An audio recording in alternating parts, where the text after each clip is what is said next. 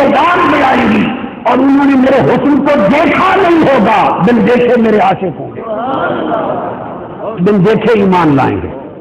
اب یہاں کہنا چاہتا ہوں، یہ تو یؤمنون بی، بن دیکھے ایمان لائیں گے، بات وہی رہی پھر کہ وہ جو آقا نے اتنی فضیلت بیان کی اور 7 مرتبہ مبارکباد دی، وہ ایمان جو بعد والے لوگوں کا جسے سراہا جا رہا ہے، جس کی تعریف ہو رہی ہے، اور صحابہ کرام کے سامنے جن کے ایمان کو عجیب تر ایمان قرار دیا جا رہا ہے، اس ایمان میں اصل راز کیا ہے؟ یہاں راز سمجھنے سے پہلے ایک حدیث اور جان لیں۔ طبرانی نے روایت کیا ہے حدیث، امام طبرانی نے، زید بن حارثہ ایک صحابی ہیں، آقا علیہ السلام ایک روز باہر نکلے، آگے سے جوان صحابی حضرت زید بن حارثہ ملے، آقا علیہ السلام نے پوچھا یا زید کیف اصبحت،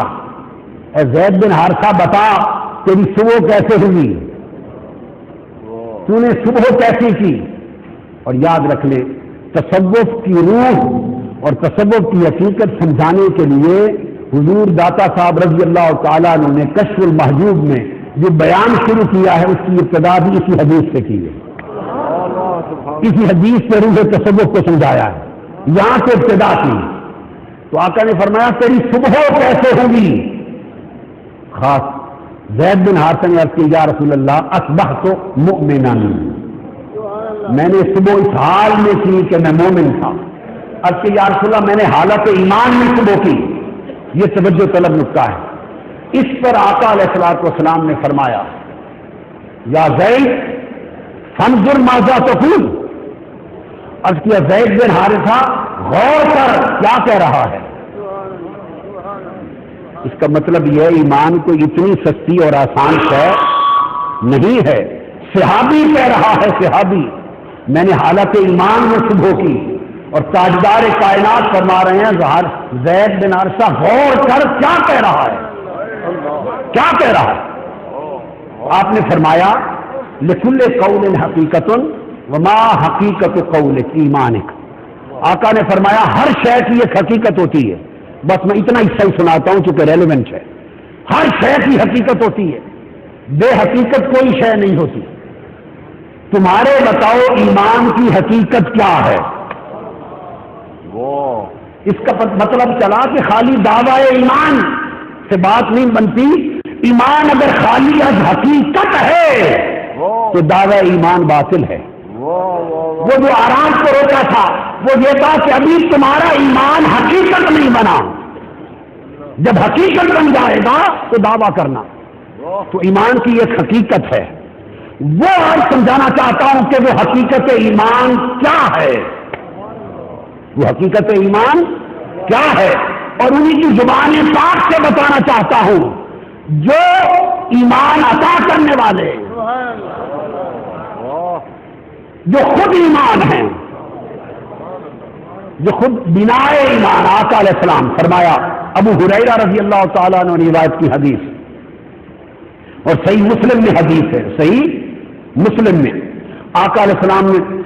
ان رسول اللہ صلی اللہ علیہ وسلم قال، اب وہ فرما رہے ہیں جو ابھی تک جتنی حدیثیں سنائیں کہ وہ مبارکباد کے حقدار وہ ہیں جو میرے بعد آئیں گے اور بن دیکھے ایمان لائیں گے۔ وہ بن دیکھے ایمان کا مفہوم کیا ہے، اس بن دیکھے ایمان لانے کی حقیقت کیا ہے، وہ آقا علیہ السلام نے فرمایا ان رسول اللہ صلی اللہ علیہ وسلم قال ان من اشد امتی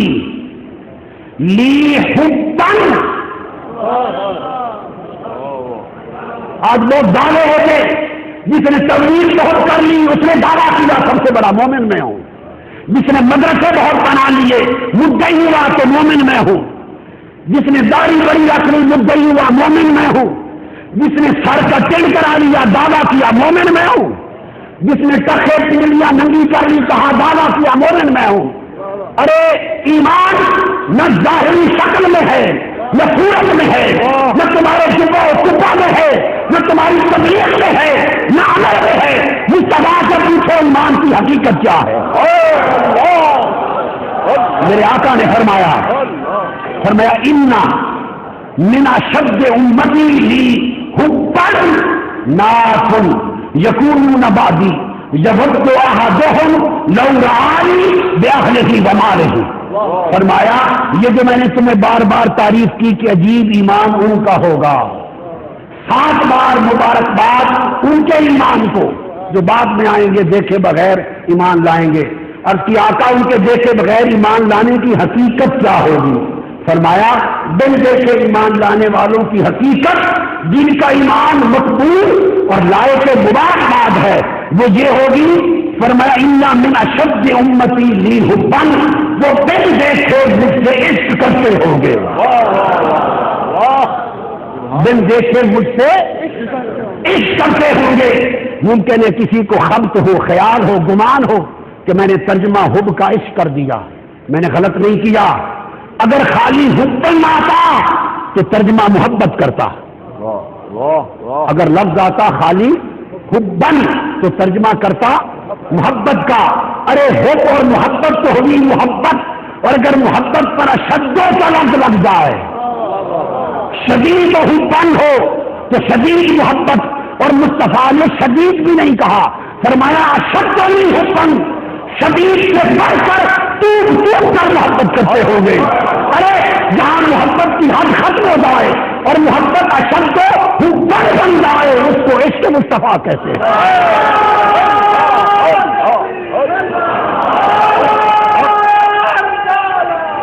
تو فرمایا آقا علیہ السلام نے فرمایا کہ ان کے ایمان کی حقیقت یہ ہوگی کہ مجھ سے عشق کرتے ہوں گے، اور ان میں سے ہر ایک کی آرزو یہ ہوگی کہ آقا لو رآنی، سنے تیرا مکھڑا نظر آ جائے تو ماں باپ سب کچھ قربان کر دے، لو رآنی بأہلہ و مالہ۔ ان کی عشق کی حقیقت، ایمان کی حقیقت ہوگی عشق، اور عشق کی حقیقت کیا ہوگی؟ وہ ہر بندہ کہتا پھرے گا زبان حال سے لو رآنی بأہلہ و مالہ، سونے تیرا مکھڑا نظر آ جائے تو سارا کچھ قربان کر دے، تیرے قدموں کو سب کچھ لٹا دے گا، اس کیفیت میں ہر کوئی ہوگا۔ فرمایا یہ وہ لوگ ہوں گے جن کا ایمان عجیب تر ہوگا۔ تو آقا علیہ السلام نے ایمان کی حقیقت اعمال کو قرار نہیں دیا، اپنی محبت اور عشق کو قرار دیا۔ یہ وجہ ہے صحیح بخاری،